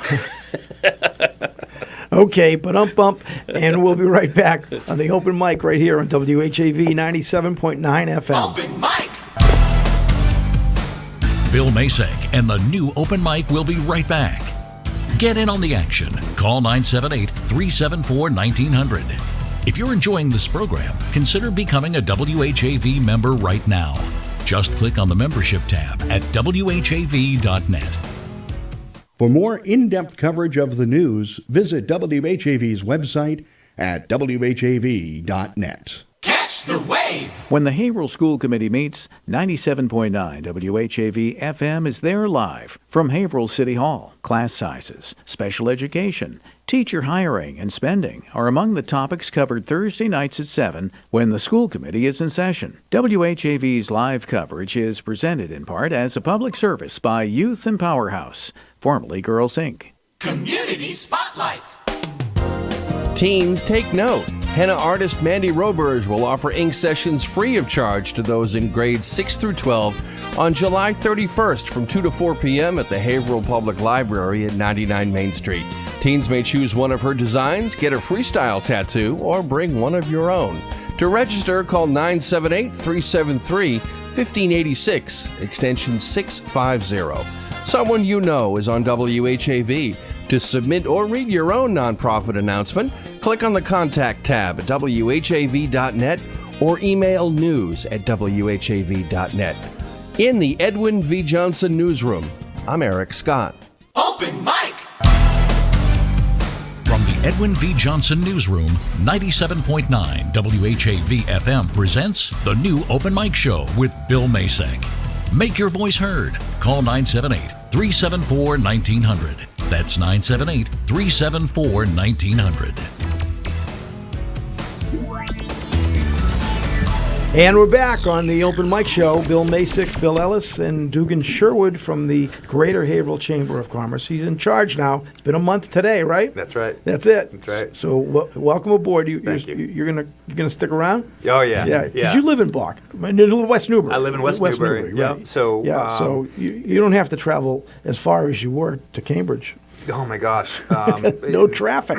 No traffic. Yeah, if it's I can't tell you how much nicer it is that I just haven't had travel. But I also was doing a lot of air travel, and I've got little kids at home, and so this was also a conscious effort on my part to also change my lifestyle a little bit to put a little bit more of a priority on just being home more often. And you're also getting your fingers into the Greater Haverhill Foundation. That's right. So the really interesting thing was living in West Newbury, I became really quite familiar with Newburyport to the east and then Haverhill to the west. And both of them were really appealing. When I when I made a decision to change careers, move my career to another opportunity from CIC in Cambridge, Haverhill was, I knew enough about Haverhill that this was a very interesting place to me, because you have a city that is showing signs of growth and have taken on very entrepreneurial efforts that you see in downtown in particular. And so Harbor Place, efforts like Battleground Coffee, and a number of the great restaurants in the area. Those are the things that sort of first call out to you as pockets of new growth, of new ideas, of things that you would see in everyday Cambridge, right. in a very positive way. And but then there's still enough. Now the there's Nofsker still building, enough stuff around here. the that needs to Nofsker grow. building on Essex Street. I haven't been in, but doesn't that have some little entrepreneurial type space in that building. It's one of the tall buildings right before the railroad. I know that John has been working with the owner and trying to encourage that to be a kind of a startup type. And I just connected with her at an event we had for the chamber last week. Right. That's, I think, where Creator Pult is. Yeah. So I've been over there a couple of times. All of these things have potential, and these great old buildings throughout downtown Haverhill are potential playgrounds to build the type of thing that you're talking about. Density is a real big thing to me. Is pulling all the resources that exist in a small city like Haverhill and keep them dense. Close connection, and then from there, once you have that energy, then you can start to grow. But what I have seen in other cities that really causes challenges is when things are disparate, when there's nodes of energy that are not connected. Yeah. When you're trying to grow a city like Haverhill or cities that are larger, whether they're St. Louis or Providence. I was born in Rochester, New York. These cities that have some repairs to do and some growth to do. Newburyport is not a place that's terribly interesting for a guy like me because it's kind of where it's already there. But in Haverhill, there's still some patina Great here to preserve Yeah. and build from. We're in Ward Hill right here. In a few years, I would love to see that Haverhill has not only really come into its own in terms of its downtown, where that's really the welcome mat to a lot of people from the outside, how they judge Haverhill as a place potentially to work or to live or to bring their business or to come eat dinner here, is really going to be by Merrimack Street and Washington But Street. don't you have to also, you'll get the kind of the other businesses that are associated with maybe the primary business. Mm-hmm. So the spin-off, does that happen? Do you see that happening at CIC? I've heard that like at airports, when the businesses that are around airports work together. They're not the same business, not owned by the same company, but they all kind of intertwine and work together. Yeah. Is there some of in a place that? like CIC or even Kendall Square or healthy communities, period. I think as a principle, whether it's your neighborhood or a PTO or certainly in a business climate, when you have a healthy environment where communication flows easily, then there's the chances of serendipity and growth become much more fluid, and that's very, very important. And so it all the more reason why you need to create lanes that all flow into a central thing. Right. And I think that downtown Haverhill, to me, really represents, that's where the City Hall is, and that you have this concentration of residential and commercial all right there. And then, of course, it's right along the river. These are your greatest resources. At CIC, no different when you have a density of companies. And with 800 companies on 6 floors in an office building, literally, wow, you're going to get, and now these are not 50-person companies, but these are all very early stage small businesses that are fragile. And so the connections that you make, the relationships you form, the people you connect with, they all inform everything, whether it's how you get out of bed every day and go to work, or because you actually found you were able to sell a product or a service to your neighbor. Yeah. For me personally, one of the rewarding things about a place like Cambridge Innovation Center, and now really about Haverhill, is you are part of something bigger, and you are part of a community. And as I've grown, I've gotten more comfortable, like not, with being sort of a piece to a much, much larger and more complicated puzzle. Yeah. And so part of my job in Haverhill is to figure out what piece I play and what piece the chamber plays. I know what you're saying. I remember that when we first started, it goes back to the first term of Mayor Fiorentini. It's when I got back on the council, and we were at the groundbreaking for Cordovan, which is the big housing project in on Walnut Street and that area. And one of the speakers that day said that you're just beginning to start a village in downtown Haverhill, and as these old shoe shops that are all boarded up start to develop into housing, which we allow from second floor up, we still keep our first floor for commercial and retail, and it's starting to work for restaurants. And he said once you get those units built in full, you'll have a village, and the village works off itself. That people will need a variety store. They'll need they have a package store. They have, restaurants. They have, all those little things that a lot of it is because of the people living there that those businesses now can survive, because before, most nights at 5 o'clock downtown was locked up, and it was, kind of a ghost town. All that stuff matters, but let me be sort of clear about, I guess, and I don't mean to come across as a guy who's sort of glass half empty, but I think that there's a role for cynicism to play in this development. I'm not sure if that's the right word, but there's a lot of people who, let me just put it this way. What Haverhill is trying to do is what many cities are trying to do. And it's very, very hard. The failure rate is very high. Yeah. And so this is a long, sustained campaign that I'm coming into. This started well before me. And so a lot of the work and the progress that has been made is what inspired me to want to become involved. But this is, I've seen in just the short time I've been here some of the roadblocks that exist, and whether or not the city can rise to the challenge and overcome these things as a collective. And this is going to be a public, private, and civic engaged effort. You can't do any of these things without each other. And it's going to be local, and maybe there's state and federal funding that comes into play as well. But really, it's the tip of the shovel. I'm sure it's not easy, but we've got somebody that certainly knows the game. Mm-hmm. You're a great coach in a sense to get us to hopefully win the game, and we just got to play hard. Here's what's so and beautiful. It doesn't happen overnight. Of course not. And this is going to right. And in St. Louis, what sold us on moving out to St. Louis was they had a 30-year plan. And it doesn't mean you need to wait 30 years for the crops to rise, but it meant that the people behind this thing had a sense for how difficult and how long-lasting this effort, this mission is going to be. Yeah. And so I think that Haverhill has been around for many, many, many generations, and it will be around many to come. The resources in Haverhill, undisputedly, are amazing, and I mean that both geographically in terms of its distance from Boston. And you can't underestimate how expensive it is in Boston. And so there is going to be growth outside of the city beyond the cost. There's just people are running out of space. But in a place like Haverhill, more directly, the downtown, this nostalgic city that it's not just a cost of living. There's a quality of life that's here. And there's a retro thing going on here, which I think will play very, very well to the millennial community because it's authentic.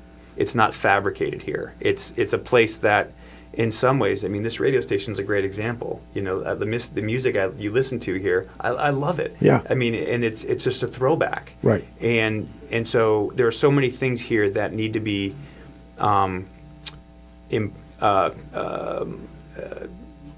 redeveloped, but not replaced or not removed. I've seen Haverhill hit bottom, and now we certainly are on our way back up. And I've always said that the best thing about Haverhill is its people. Mm-hmm. And I think that that's also another part, a positive part of what we're all going to have to work with your guidance, and hopefully we'll do well. We've got to take another short break. Dugan, will you stick around till top of the hour, I hope? And we're going to keep talking about this. If anybody has a call, 978-374-1900 is the number to call for a question or a comment about what we're discussing tonight here. And you're listening to the Open Mic on WHAV 97.9 FM. Open Mic!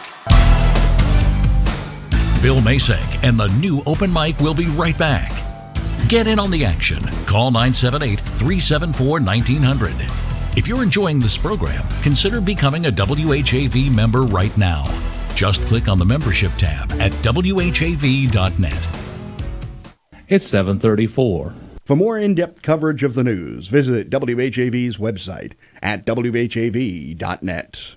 Auto Fair Subaru of Haverhill has been an active member in the community for years. It's proud to partner with great organizations like Veterans Northeast Outreach Center, Make-A-Wish Foundation, and Katydid Foundation of Haverhill. These selfless charities are vital to our community, and Auto Fair takes great pride in helping. Auto Fair Subaru encourages everyone to see what they can do to help make our city and the surrounding areas a better place for everyone. There's a list of supported charities at autofairsubaru.com. Catch the wave. Hi, Tom Bergeron here. I started at WHAV in 1972. And look, WHAV's still here, but it won't be if you don't help support it. Go to WHAV.net. Become a contributor. Keep us going. Wave weather.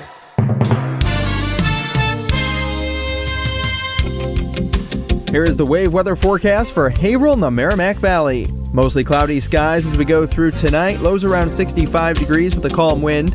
5 to 10 mile per hour breeze out of the south in the afternoon tomorrow. Mainly sunny skies. Middle 80s are likely. For Tuesday night, we're looking at a low around 68 degrees with a southeast wind. An isolated shower possible towards morning on Wednesday. And then off and on showers and thunderstorms on Wednesday. High temperatures in the middle 80s. I'm WHAV meteorologist Brian Ivy. Your next wave weather in 30 minutes.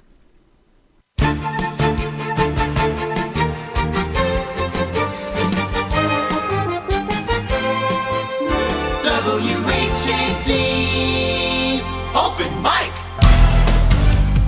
From the Edwin V. Johnson Newsroom, 97.9 WHAV FM presents the new Open Mic Show with Bill Macek. Make your voice heard. Call 978-374-1900. That's 978-374-1900. Okay, we are back on the open mic, and I'd like to just mention before we get started in our conversation again that parts of this hour are brought to you in part by Auto Fair Subaru, 503 Broadway in Haverhill, and they are right off Interstate 495 at exit 50, so go check it out. It's a whole lot of cars. If you can't find a car you're looking for there, you just probably can't find a car. Just don't know what you're looking for. And I want to thank them for helping us with the show. Right, they're a new sponsor here for the open mic, and to help underwrite WHAV, because WHAV is a nonprofit, a registered nonprofit. The FCC requires that. So we appreciate all of the assistance that we get from local businesses and also from people just buying memberships, to like I do, just because I want to read online the stuff that the WHAV News Department puts out, because you can't find it anyplace else. And this is the only local Haverhill news source right here. Yeah, that's right. Bill, have you ever thought about changing the pronunciation of your name? Because that guy does a tremendous job that intros to you. It sounds foreign. I mean, Macek sounds like, the way you pronounce it, it sounds, blah. I changed it years ago when I went into broadcasting. I changed it. Well, you were Rick James or something, weren't you? Bill Maxwell. I changed it because it's a tough 5-letter name. It's 5 letters that if you see it, you can't say it, and if you can say it, you can't spell it. Some people do get it right. If you try the Macek, Macek doesn't sound right. There was a time, I'm dating myself again, but there was a time when there was a TV show very popular, Banachek. Right. It was, and what was the guy's name that was on Banachek? Steve, wasn't it? No, George Papard. Oh. What was his Steve Banachek, though, I think was his real name. Okay. Or is on TV. Well, but anyway, a lot of people, because a lot of people called me Macek back then. Really? Because they saw the Banachek check. Yeah. And but you know what? That would make a great thing for, by the way, you're on TV. He's looking at himself on TV. So narcissistic. What would be good, though, if you ran a dating service, it would be called Macek Mate. Checkmate. Yeah, checkmate. Think about it. And the MA could be Massachusetts. I'm sorry, we're straying here. No, I love it. We're building a business. Let's do it. We're building our Monday night. We're building our Monday night. Anybody out there with venture capital? Open mic show. Anybody wants to invest in the open mic show? Sure, give us a call. Happy. Give Tim a call. You mentioned roadblocks, just like Auto Fair did. Auto Fair, and I want to thank them very much. Yeah, I do too. They've invested in our show to make sure that Tim keeps us on, right? Exactly right, and the job security, the second generation bakery also. I mean, that's right. LBD's second generation. We Italian give away bakery. Cakes here every year. Yeah, and if anybody has a birthday or anniversary next month, they can call in right now and talk to our producer. Yeah, Yeah. that would be great. Yeah. But we're talking to Dugan Sherwood right now from the Greater Haverhill Chamber of Commerce. And we're talking about new- roadblocks. The new captain over there, he's actually the president and CEO. But right. We'll call him Captain tonight. Captain Dugan, I like Captain that. Dugan. I like that. I'll run with that. Sounds like somebody that was on the Titanic. No, I'm only kidding. Yeah, he was steering the ship. Did you when ever it- hear when the it cra- story? There was a guy that wrote a book like in 1896 or 1898 about basically the sinking of the Titan. It was called. The And Titan. It was about a ship that sinks in the North Atlantic, get hit by an iceberg or No, hit an iceberg. I hadn't heard that. Google it. You'll be fascinated. After the show. Yeah. All right. Well, please, it's hard to get your attention during the show. So tell us about those roadblocks that you mentioned. So, I've been here for about a month and have been spending as much time as I can, frankly, out of the office, really connecting people. One of my big learning curves here is just getting to know the community, getting to know the leadership here. Bill and I had lunch a couple Yeah, he weeks was ago. nice enough to invite me to lunch. Yep. Who bought? Let me take a guess. You did. All right. I don't remember. I would say a couple things as I've gone about it, and this probably is more interesting than sort of riffing on all the things that are wonderful about Haverhill, because I think a lot of them are self-evident, but we can talk about those too. But the parts that I think, just to roll up our sleeves and get to work here, I think it is helpful to be clear about some of the challenges that the city faces internally. One of the things that I heard in my interview process is that I was afraid that me not being from Haverhill was a liability, and in some ways it is. But I'm going to interrupt you. You pick his brain. Mm-hmm. He's born, bred, lived in this town Right. all of his life. He's the pulse of Haverhill. Yeah. And you can give me the $5 later. Yeah, thanks. I thought it was only a quarter. Well, right. We've had lunch once, and it's not. Well, no, but he knows everything about the town. Absolutely, and there's obviously many people here that have a long history with Haverhill, love Haverhill, and have welcomed me in. Well, it's the because people they of wanted. They right, Yeah, exactly. but It's you very have a local town. great staff at the chamber They're too, awesome. because Right. yeah, you really do. And I have to say, I expected that you were coming with the chairman of the board, Paul Magliochetti, who's an attorney, a school committee man. He's also part of Haverhill, and he knows this community backwards and forwards, and so it's that kind of And it knowledge. was the and people on the boards in belief. the people on the boards of both organizations, the chamber as well as the foundation, who I got to know a little bit through the process, that made me realize I was inspired originally by the buildings and some of the new businesses going on, but I didn't know really anybody before I applied for the chamber role, and it was the leadership of the organizations that I met that made me realize there's some really incredible people here who have not only a passion for the city and a history with the city, but are putting their necks out there. And we also know that we haven't capped out. There's so many more opportunities. There's vacant parcels of land. There's buildings that can be reutilized. Yeah. And there's just so many And things. play off the history of this town, because a city.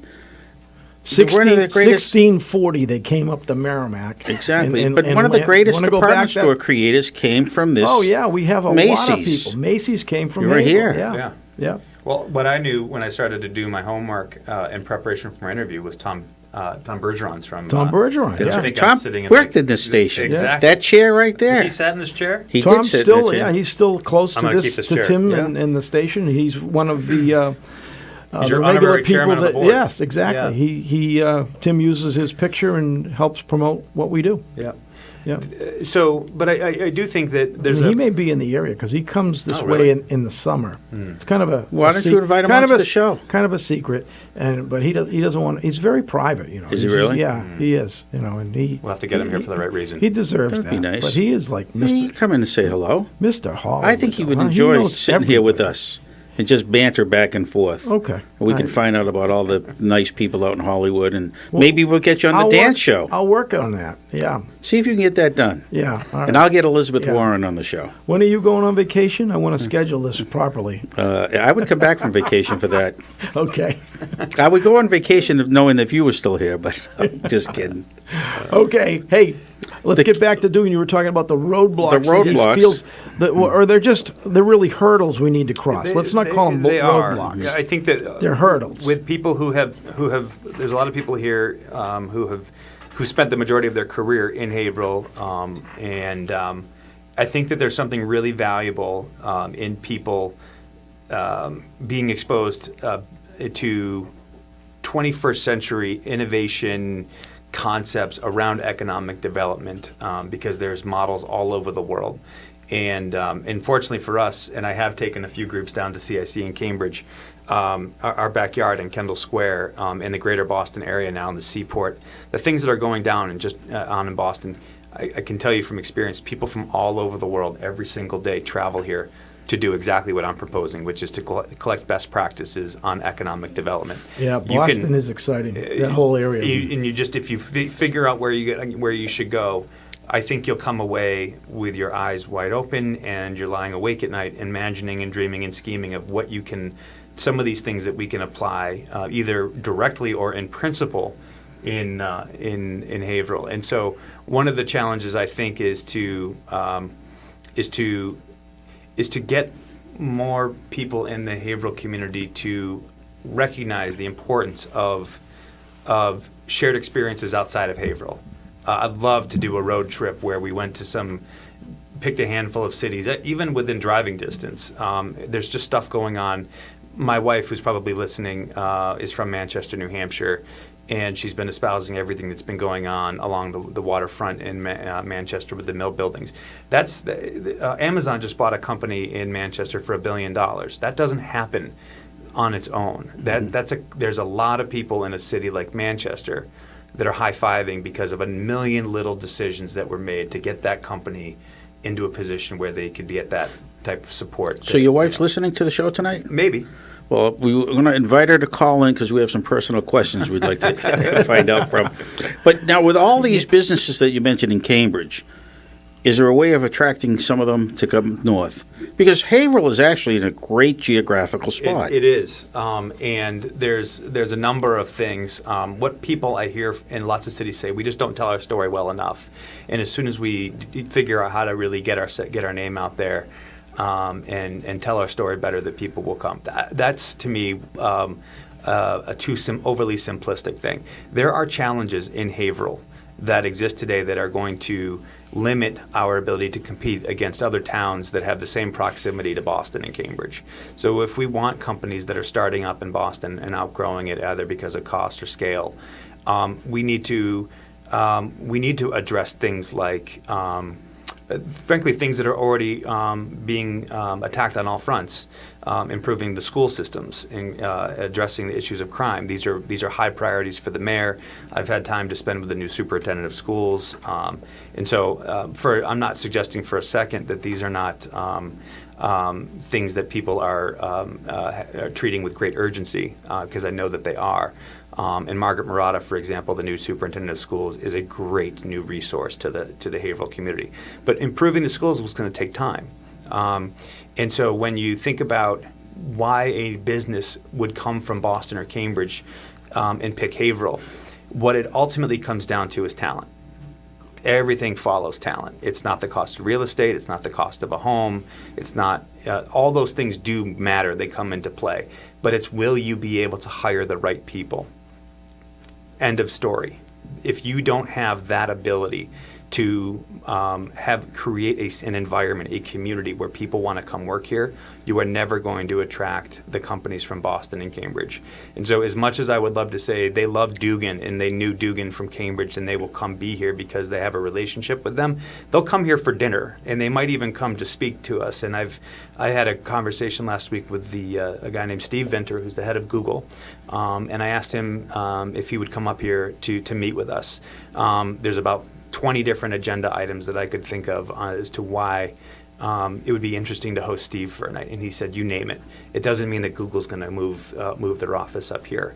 Once you create a really healthy, inclusive community that is firing in all cylinders, is safe, has a good quality of life, emphasizes wellness, really understands what sort of the millennial generation is calling for, you tie that all into the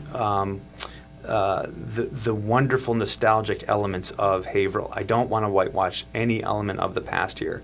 I want to actually put it on a pedestal, but it needs to be done right because there are people, there are cities all over the world that are competing for talent, and this is a global world now.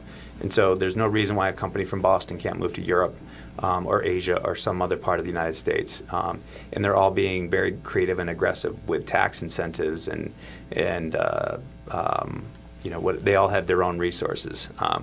I chose to come here in Haverhill because I think that this place is rich with resources, but it's going to take some time, and there's some big challenges we need to address. I think we should have a new motto for the town: "Take a chance on us."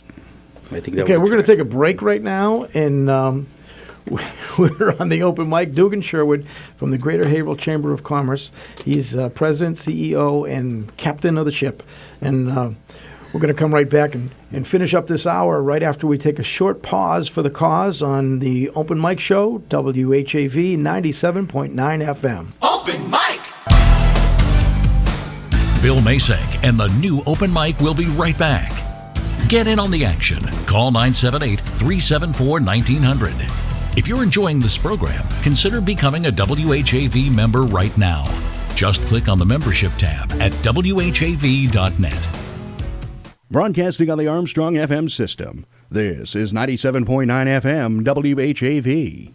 Catch the wave! Would it surprise you to know radio still reaches more than 90% of people in every age group every week? It's a fact. And 97.9 WHAV FM's target audience averages 92%.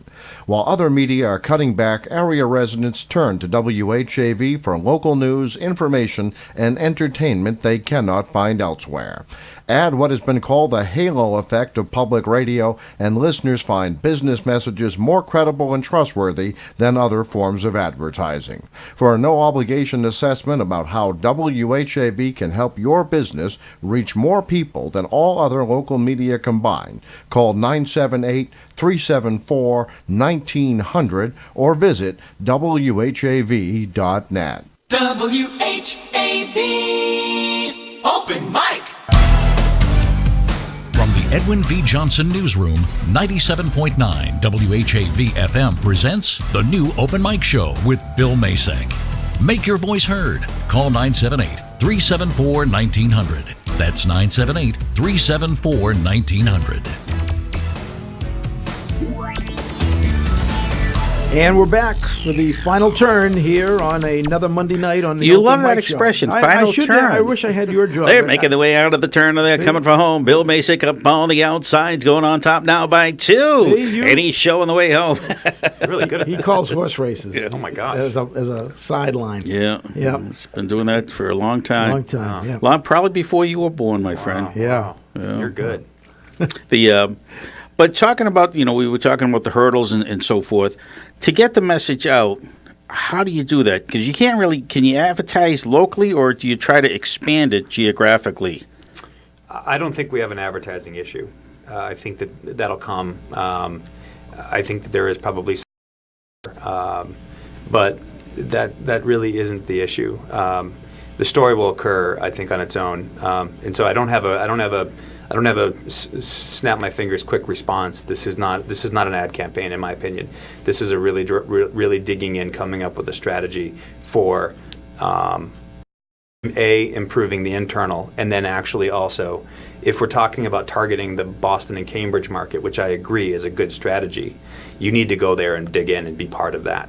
There are so many ways of engaging in the small business entrepreneurial community in Cambridge and Boston.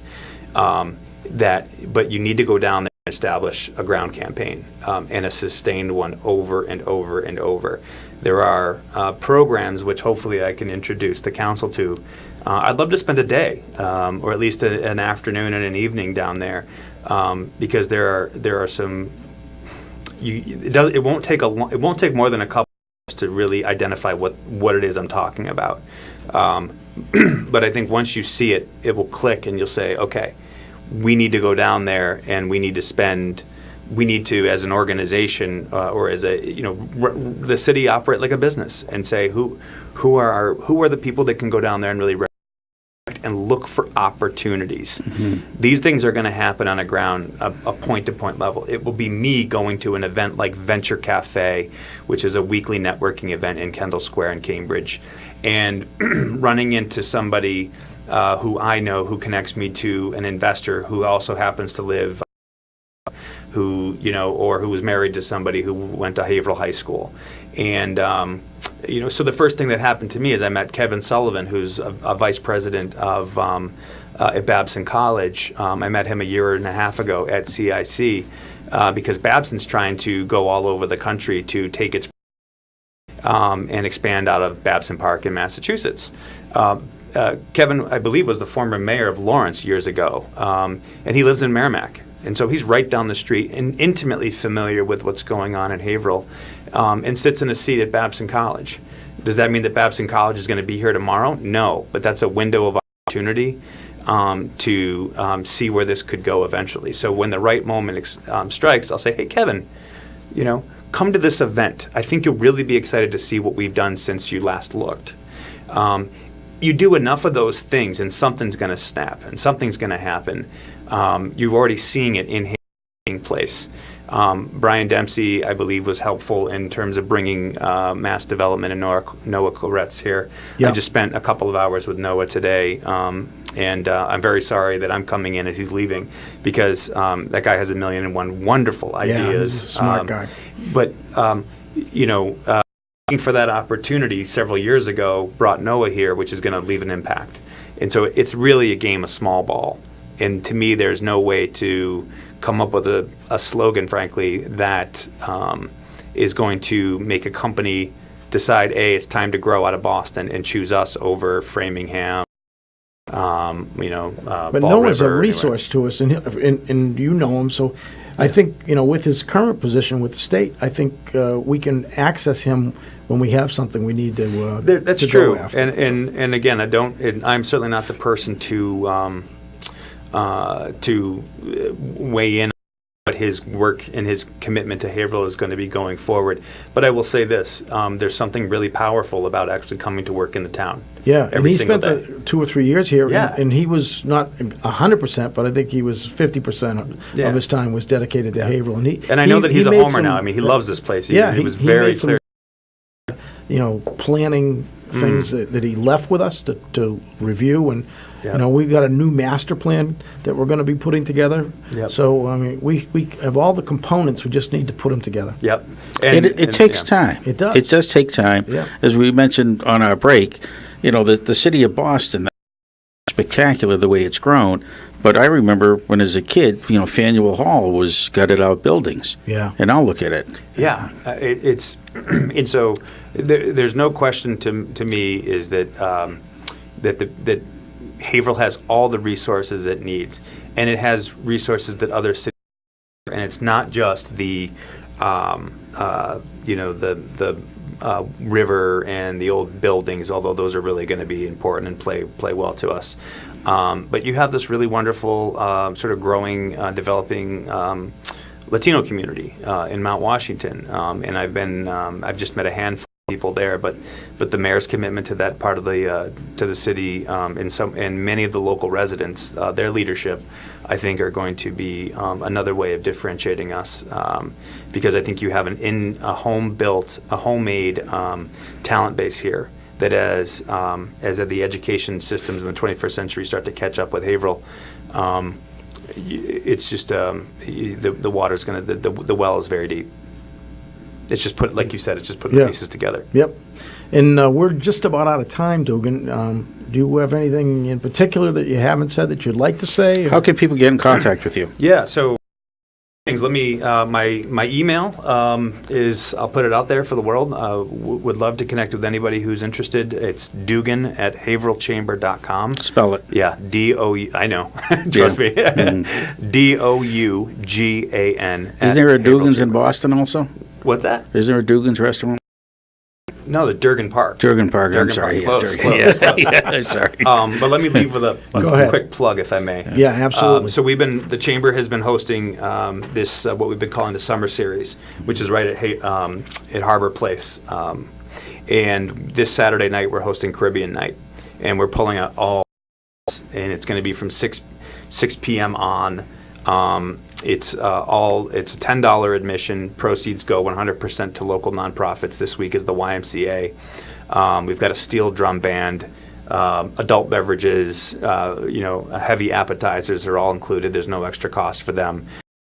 It's right on the boardwalk. We were actually walking around today. We're going to put the steel drum band right on the boardwalk. So come out Saturday night. It's not only for a great cause in the YMCA, but this will be a special night because I think it's going to hopefully pull together all corners of the city. Yeah, that sounds like a great event. I'll try to be there. I'll go if you go and you dance. I will hold you both to it. Yeah. Well, you gonna dance, Will? I'm going to go. I'm not promising the dancing. We'll give you a couple of rum runners. And see how you do. All right. He doesn't Okay. Yeah. Oh, well. Yeah.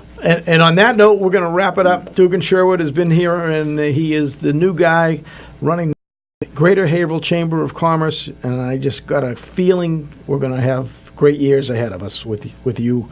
The captain of the ship. Good luck steering the ship. Even though Thank he's you. actually the president and the CEO. That's right. Billy, you're giving the guy all sorts of You titles. know what? He has them. I take saw what I him. can I get. saw him online. That's right. Yeah. Do you have a website, Bill? We gotta end it here, Bill. We'll be back next week though on the Open Mic Show. Bill Macek, Bill Ellis, Dugan Sherwood from the Greater Haverhill Chamber of Commerce. Thank you for coming on Hey, board thanks, guys. Thanks and for having me. spending a little time with us tonight and all the information. And I'm sure we'll be seeing each other from time to time, probably Saturday night, if not sooner. Yeah. Okay, that's it. That wraps it up on the Open Mic Show right here on WHAV 97.9 FM. Open mic.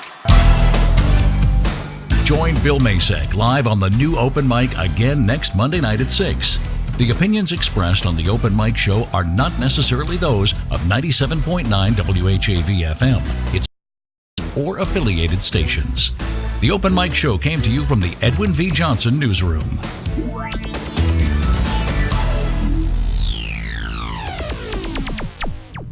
It's 8:01. WHAV LP Haverhill. Wave weather.